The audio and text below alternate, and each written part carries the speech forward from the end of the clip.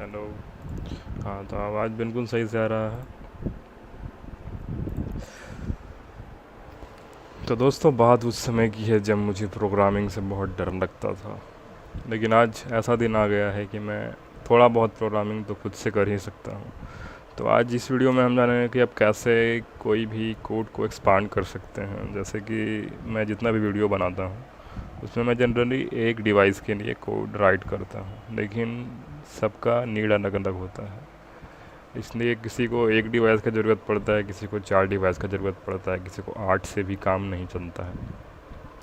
तो इस वीडियो में हम आज जानेंगे कि आप कैसे आर्डुइनो के प्रोग्राम को एक्सपांड कर सकते हैं मल्टीपल डिवाइसेस के लिए।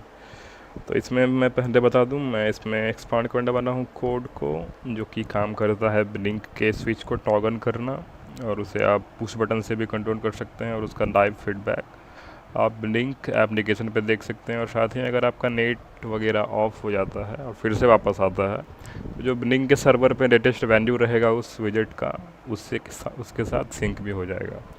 तो बिना वक्त गवाए हम वीडियो को शुरू करते हैं, और सबसे पहले हम चलते हैं ब्लिंक के स्केच जनरेटर पे। तो आपको लिखना है अपना ब्राउज़र पे ब्लिंक स्केच जनरेटर, मेरा पहले से सर्च किया हुआ है, तो इसी पे हम चलते हैं। इस वीडियो से आप ब्लिंक का बहुत सारा स्केच को खुद से राइट कर सकते हैं, अगर आप थोड़ा मेहनत करते हैं तो यहाँ पे हमारा बोर्ड रहेगा इस बार ESP32, और कनेक्शन टाइप हमारा वाईफाई ही रहेगा। और यहाँ पे आपको बहुत सारा एग्जाम्पल भी देखने के लिए मिल जाएगा, जो कि आप एक एक करके ट्राई कर सकते हैं उसको, अगर आपके पास समय रहे तो हम यहाँ पे हार्डवेयर सिंक का ये वाला करेंगे। तो इसमें से हमें ये प्रोग्राम का स्केच मिल गया है, जिसे हम यहाँ पे साइड में कॉपी कर देंगे यहाँ से, और फिर हम अपना आर्डुइनो ओपन करेंगे। ये जो ब्लिंक का स्केच जनरेटर है, ये काफ़ी ज़्यादा पुराना है ये, इसलिए इसमें बहुत बार एरर देखने के लिए मिलता है, जिसको आपको खुद से ही सॉल्व करना पड़ेगा।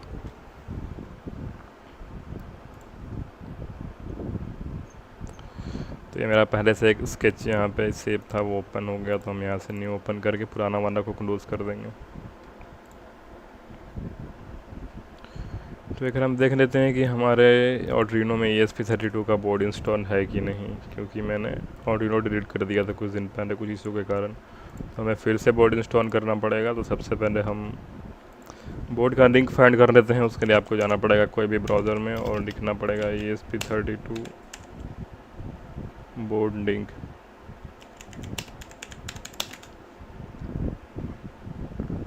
फिर यहाँ पे सजेशन में ही आ जाएगा, हमें कुछ कोई वेबसाइट के अंदर जाने का ज़रूरत नहीं पड़ेगा। हम यहाँ से इसे सिंपली कॉपी कर देंगे एच से लेके SN तक। इसे कॉपी करने के बाद हम सिंपली जाएंगे फाइल में, प्रेफरेंसेस में, और यहाँ पे हमारा ESP8266 का लिंक पहले से है, इसके साइड में ही हम ऐड कर देंगे। तो ये चला गया वापस, इसे हम ओपन कर देते हैं। हम स्पेस देके इसको पेस्ट कर देंगे। फिर यहाँ पे downloading index ESP32 index Jason का आ जाएगा यहाँ पे। और फिर हम यहाँ से जाएंगे अपने टूल्स पे, फिर बोर्ड पे, बोर्ड मैनेजर पे। आप यहाँ से शॉर्ट फॉर्म पे भी कर सकते हैं। यहाँ पे हम लिखेंगे ESP32, और यहाँ पे आपको दो टाइप का देखने के लिए मिलेगा। इसमें आपको एक्सप्रेसिव सिस्टम्स वाला इंस्टॉल करना है, क्योंकि ये जो ऊपर वाला है वो आर्डुइनो का जो खुद का है ESP32 वाला बोर्ड, उसका आता है। वो कैसा दिखता है मैं आपको देख के बताता हूँ।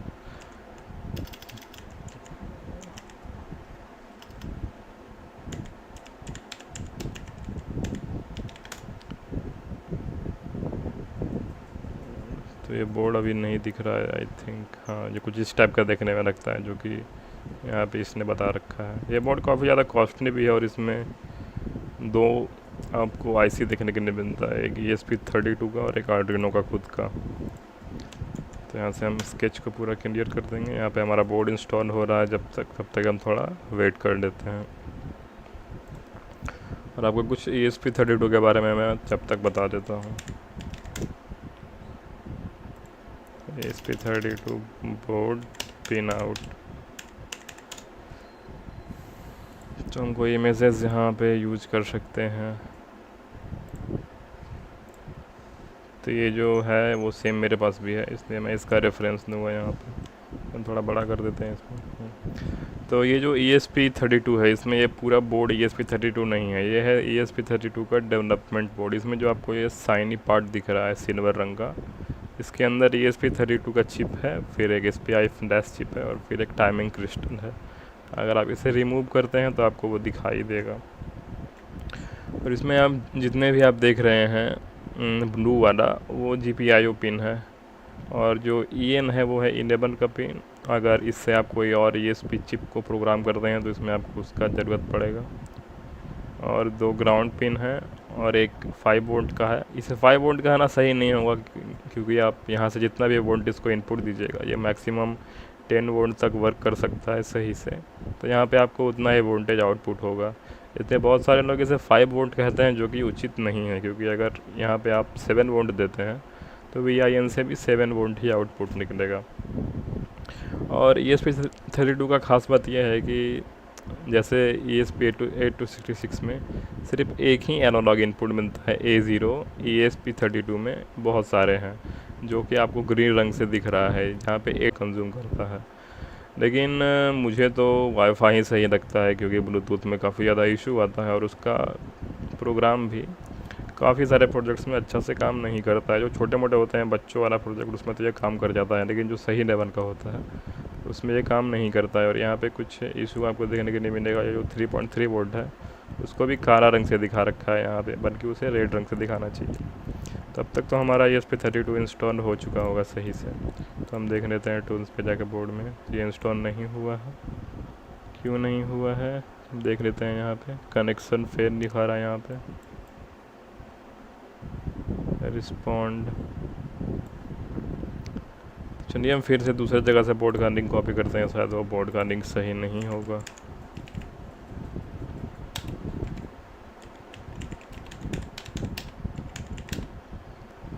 For Arduino,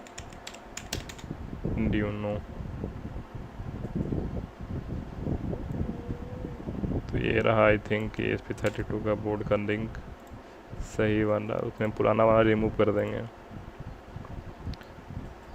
तब जब भी ये वगैरह इंस्टॉल करेंगे तो आपको ऐसा समस्या देखने के लिए मिलेगा, इसलिए आपको इसके लिए रेडी रहना है।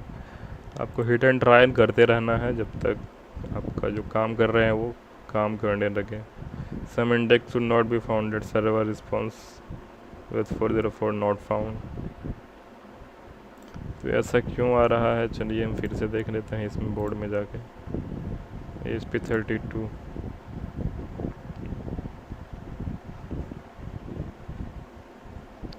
तक हम देख लेते हैं हमारा कमेंट कोई आया है क्या नहीं, क्योंकि कमेंट तो बहुत कम ही आता है हमारा लाइव स्ट्रीम में। और यहाँ पे किसी ने मात्र 10 सेकेंड के लिए हमारा लाइव देखा है, तो कोई बात नहीं, मैं ये कर ही रहा था तो सोचा लाइव कर दूँ। लाइव स्टार्ट किए 9 मिनट के आसपास हो चुके हैं अब।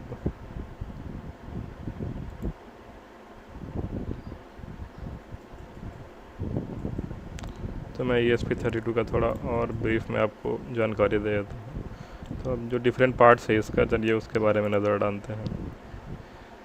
जो ESP32 का डेवलपमेंट बोर्ड है, इसमें सबसे पहले आपको यहाँ पे दिखता है एक माइक्रो USB पोर्ट, जिससे आप इसको पावर दे सकते हैं और प्रोग्राम भी कर सकते हैं। यहाँ पे 11 का बटन है जो कि इससे कनेक्ट है, और यहाँ बूट का बटन है। और फिर जो आपको दिख रहा है बीच में वो है पावर रेगुलेटर। जो ESP32 है हमारा वो 3.3 वोल्ट पे काम करता है, और ये जो रेगुलेटर है वो 4 वोल्ट से लेकर 10 वोल्ट को कन्वर्ट कर देता है 3.3 वोल्ट में, ताकि ये बिना फ्राई हुए काम कर सके। और यहाँ पे जो आपको ये दिख रहा है छोटा स्क्वायर टाइप का, ये है USB to UART कन्वर्टर। ये काम करता है इसको प्रोग्राम करने का। अगर आप सिर्फ ये चिप बाय करते हैं मार्केट से, तो उसको प्रोग्राम करने के लिए आपको USB to UART कन्वर्टर का नीड होगा, जो कि ये डेवलपमेंट बोर्ड में इनबिल्ट रहता है। और इसके हेल्प से आप कोई और ESP चिप को प्रोग्राम कर सकते हैं। तो इसे वापस छोटा कर देते हैं 100। तो अभी हमारा इंस्टॉल लगता है हो जाएगा इस बार। जब तक हम इसमें कोड को अपना पेस्ट कर देते हैं, वो जो कोड है जिसको मैं एक्सपांड करने वाला हूँ। तो ये क्या कर दिया मैंने गलती से, चलो तो यहाँ मैंने कर दिया है इसको पेस्ट। आपको सबसे पहले तो जितना भी, ये क्या है भाई, ये दूसरा चीज़ हो गया क्या कॉपी, ये लग तो रहा है दूसरा चीज़ मैंने कॉपी कर दिया जहाँ से। इसको डिलीट कर देता हूँ।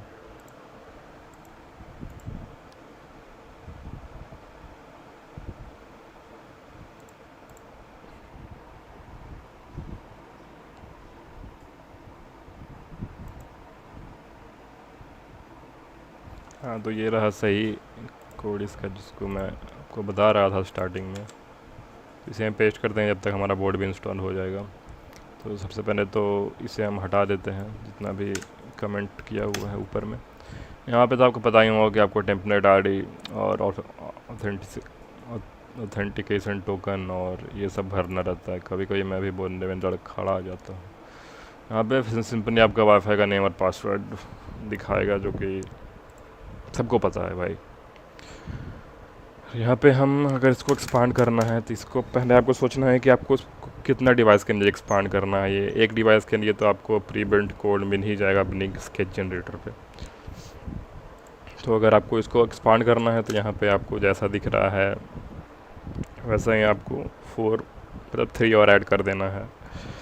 कांस्टेंट इंटीजर होता है, CONSTINT, मतलब उसका शॉर्ट फॉर्म में यहाँ लिखा हुआ है, तो हम भी ऐसे ही लिख देते हैं।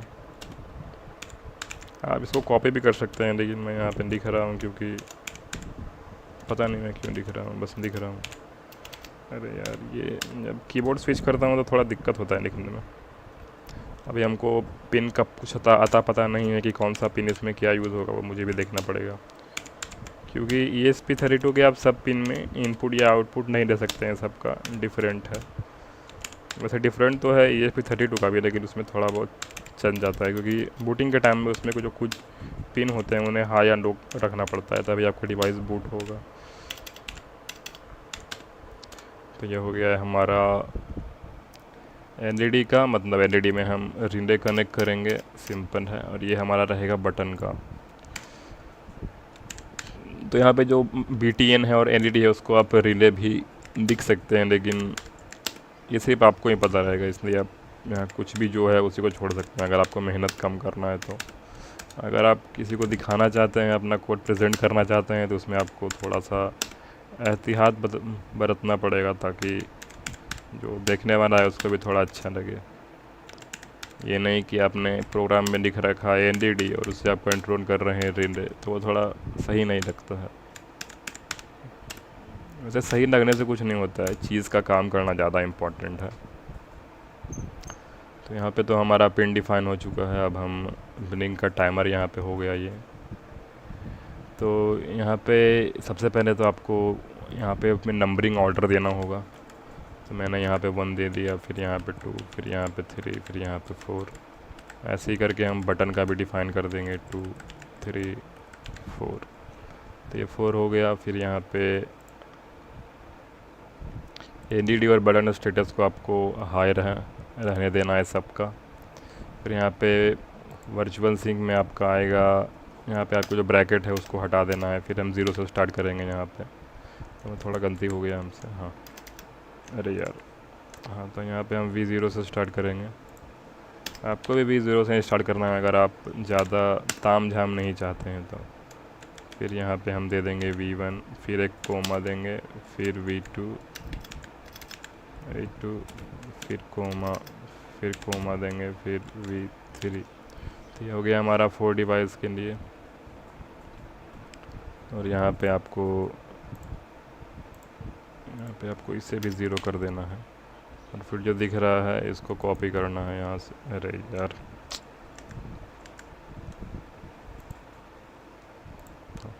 तो आपको यहाँ से कॉपी करना है इसको, यहाँ से लेके यहाँ तक, फिर इसको नीचे पेस्ट कर देना है। ज़्यादातर काम इसमें कॉपी पेस्ट का ही होता है, लेकिन थोड़ा बहुत बुद्धि तो आपको शुरू में लगाना ही पड़ेगा। फिर यहाँ पे हम इसको 0 दे देंगे, फिर यहाँ पे दे देंगे 1। यहाँ पे आपको LED स्टेटस में 1 1, इसको भी 1 करना है, इसको भी 1 करना है। फिर आपको इसमें 2 करना है इसको, फिर इसको भी 2 कर देना है। इसको भी 2 कर देना है। एंटिटी स्टेट STATE के बाद 2 करना है। फिर आपको इसको 2 बार कॉपी कर देना है, तो हमारा हो जाएगा 4 के लिए परफेक्ट, पूरा काम करने लगेगा। तो ये हो गया 4 के लिए हमारा। यहाँ पे हमारा आ जाएगा वर्चुअल पिन 2, यहाँ पे आ जाएगा 3, और जहाँ पे 2 है वहाँ पे आपको, जहाँ 1 है वहाँ 3 करना है, यहाँ पे भी 3 करना है, और यहाँ पे भी 3 करना है। फिर यहाँ पे 4 करना है, 4 करना है यहाँ पे, फिर यहाँ भी 4 करना है, और यहाँ भी 4 ही करना है। तो ये हमारा ये वाला सेक्शन कंप्लीट हो गया कि जब ऐप का बटन पुश रहेगा तो स्विच का स्टेट क्या रहेगा। फिर हमें फिज़िकल बटन को चेक करना है, उसके लिए भी हम ये कोड को फिर से एक्सपांड करेंगे। जहाँ पे V0 है, V2 है, वहाँ पे V0 दे देंगे, क्योंकि हमने वहाँ पे V0 से स्टार्टिंग किया था।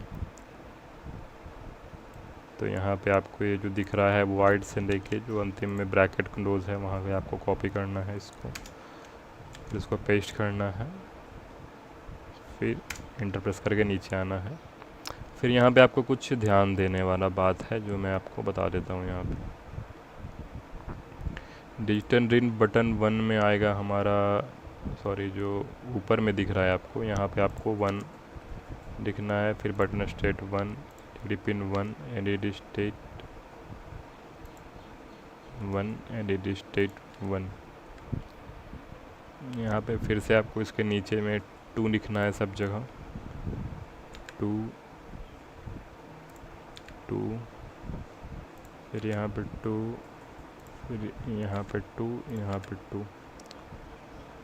आपको अच्छा से ध्यान से इसको पढ़ पढ़ के करना है। अगर आप कुछ भूल जाते हैं तो आपको कुछ समस्या आ सकता है, इसलिए बेहतर यही है कि थोड़ा स्टार्टिंग में मेहनत कर लें, और जो अंतिम का काम है वो आपका आसानी से हो जाएगा। 3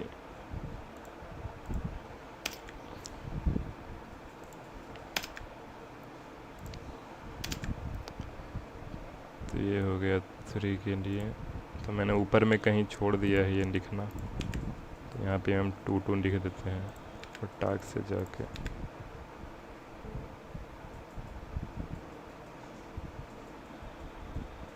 यहाँ भी मैंने 1 छोड़ दिया था।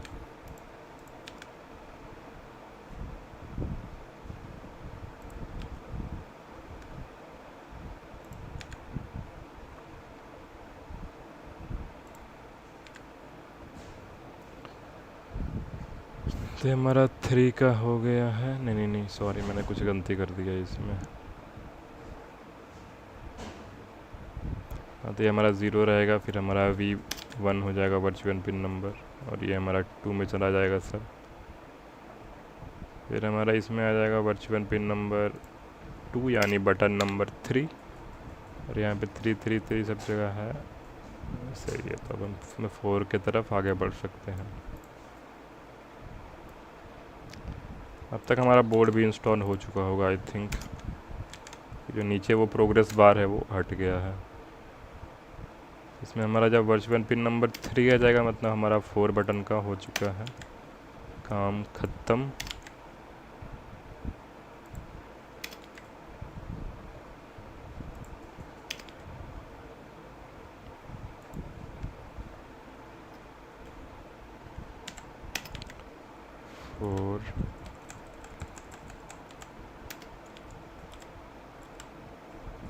तो ये हो गया बटन 4। अब हमारा जो वॉइड सेटअप है उसमें हम आउटपुट डिफाइन करेंगे अपना 4 का, मतलब जो 4 हमारा LED है उसका। अरे यार,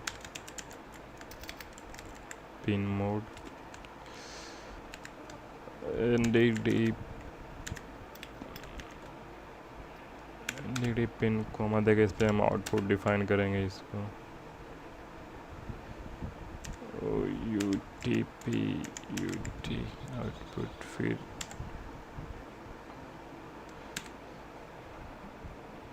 तो इसको हम कॉपी कर लेते हैं, यहाँ से थोड़ा जगह बना लेते हैं इसके लिए।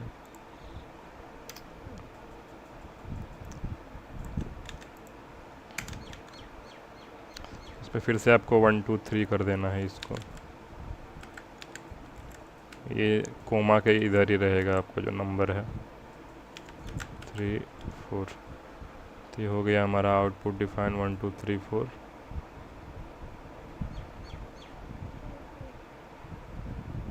तो कहीं कहीं पे मैंने इसमें डबल पी डाल दिया है।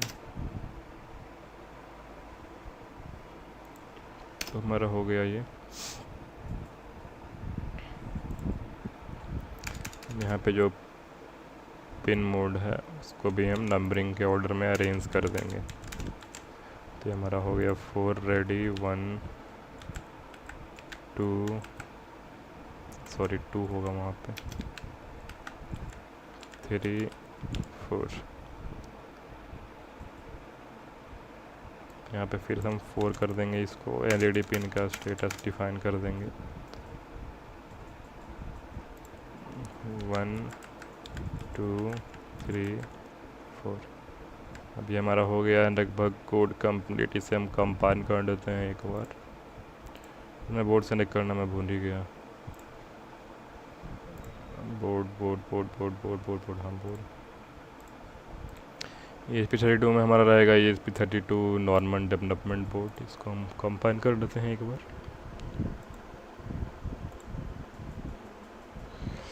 तो हम स्ट्रीम करते हुए 22 मिनट हो चुके हैं और हमारा व्यूज़ वही है 10 सेकेंड का, लेकिन कोई बात नहीं। हाँ, तो यहाँ मैंने पिन्स को डिफ़ाइन नहीं किया था, तो एक बार हम पिन्स को डिफ़ाइन कर देते हैं यहाँ से। हाँ,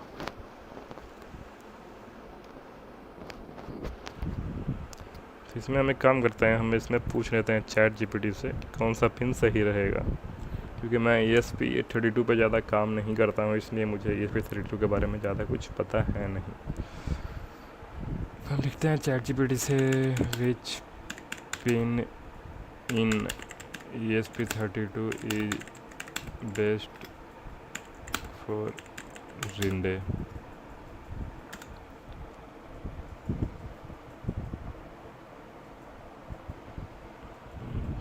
हमारा 2 4 5 और इसमें बहुत सारा पिन हम यूज कर सकते हैं, लेकिन हमें यहाँ कुछ उसको अवॉइड करना है। तो हम यहाँ पे 2 4 5 और 13 का यूज़ कर लेते हैं। 2 4 5 13 हमारा पहले से है। फिर हम 2 4 5, पता नहीं मैंने यहाँ पे F क्यों लिख दिया था। अब सबको साइड में ये लगा देते हैं।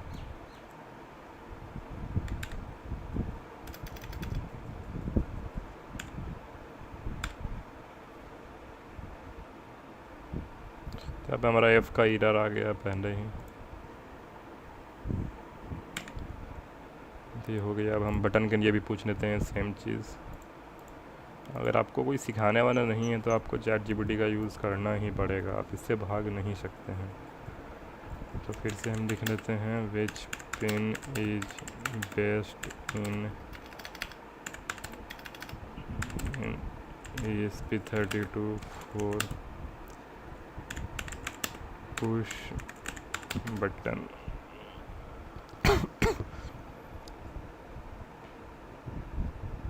तो 4 5 13 14 तो मैंने यूज़ कर लिया था, तो इसमें से हम कोई भी पिन हम यूज कर लेते हैं। 16 17 18 19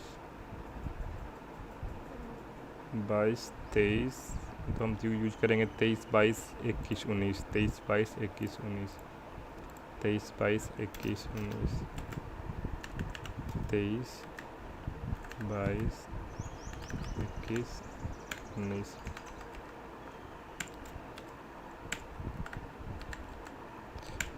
ये हो गया हमारा पिन डिफाइन यहाँ पे। अब हम कोड को कंपाइल कर लेते हैं। तो यहाँ पे मुझे कुछ एरर दिख रहा है थोड़ा बहुत, लेकिन कंपाइल होने के बाद अगर एरर आता है तो उसको हम सॉल्व करेंगे।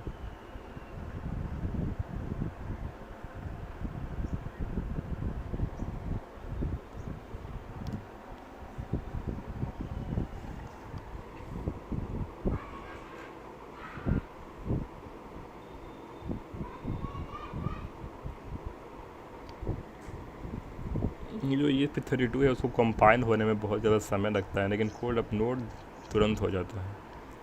ये बात थोड़ा अजीब है।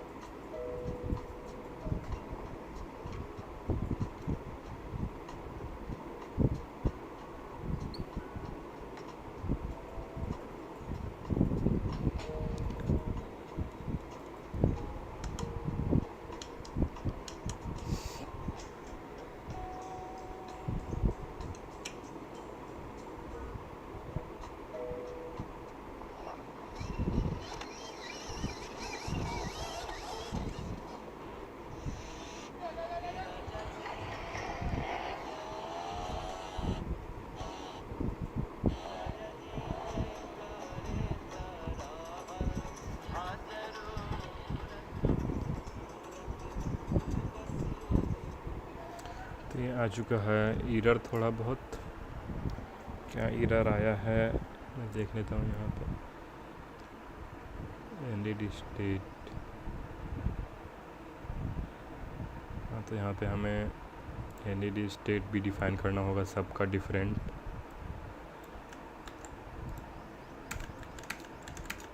तो ये हो गया हमारा एनडीडी स्टेट के लिए। तो यहाँ पे 1 2 3 4 हो गया। अब हम बटन के लिए डिफ़ाइन कर देते हैं बटन का स्टेट। बटन का स्टेट हो गया है, तो फिर हम इसे 1 2 3 4, मेरे बटन का भी स्टेट हो गया डिफ़ाइन। इसे हम कंपाइल कर देते हैं और फिर से एरर आने का वेट करते हैं।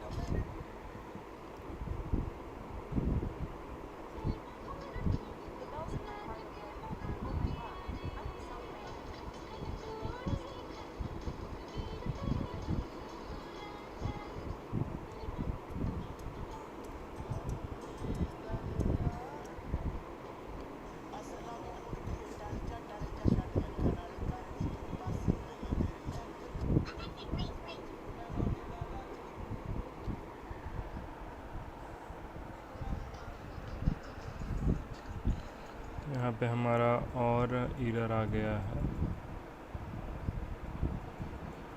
तो मैंने यहाँ पे 1 के बाद ई घुसा दिया था। अब अगर आप इतना सॉल्व नहीं करना चाहते हैं तो आपको इसको कॉपी करना है और ChatGPT पे पेस्ट कर देना है।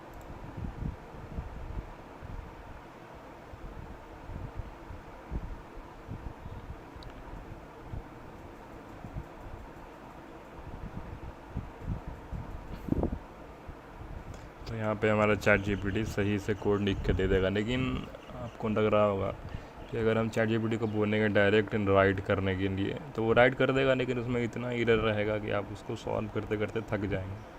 इसलिए आपको खुद से थोड़ा बहुत मेहनत करना है, इसको एक्सपांड करना है जहाँ तक आपसे हो सके। फिर आपको इसको ChatGPT को देना है ताकि जो आउटपुट है उसमें आपका भी थोड़ा योगदान रहे और ChatGPT का भी, ताकि आपको भी एरर फाइंड करने में प्रॉब्लम नहीं हो। और ChatGPT तो है ही ChatGPT, उसका क्या कहना। तो हम पुराना वाला कोड को करते हैं डिलीट और नया वाला को पेस्ट करते हैं। और फिर आपको पहले ही यहाँ पे विजुअल इंस्पेक्शन कर लेना है तो कुछ प्रॉब्लम नहीं रहे। मुझे कोड तो काफ़ी हद तक सही ही लग रहा है। तो यहाँ पे मैंने बहुत जगह पे 1 नहीं डाला था, इसके कारण ऐसा हो रहा है। तो ये हो रहा है सही, आई थिंक। इसे हम कंपाइल कर लेते हैं एक बार।